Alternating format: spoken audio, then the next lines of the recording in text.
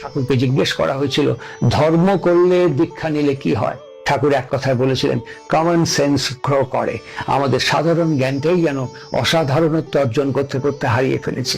আমার চোখে কুটো পড়লে যদি সামনের মানুষের সাহায্য নিয়ে বলতে হয় দেখুন তো আমার চোখে কি পড়েছে, ঠাকুর হাসতে হাসতে বলেছিলেন এই চোখ জীবন জগৎ বিশ্ব প্রকৃতি সবকিছু দেখে, কিন্তু সেই চোখে যদি কুটো পড়ে তখন একটা মানুষের সাহায্য নিয়ে সেই চোখের কুটো বার করতে হয়।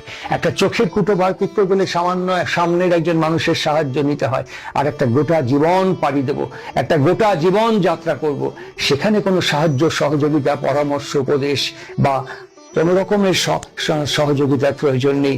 এটা অবৈজ্ঞানিক যেমন অশাস্ত্রীয় তেমন জীবন বিরোধী বলে মনে হয়। তাই ঠাকুর বলতেন দীক্ষা গুরুকরণ, দীক্ষার ভেতর দিয়েই সেই জীবন সুন্দর হয়ে ওঠে, সমন্বিত হয়ে ওঠে।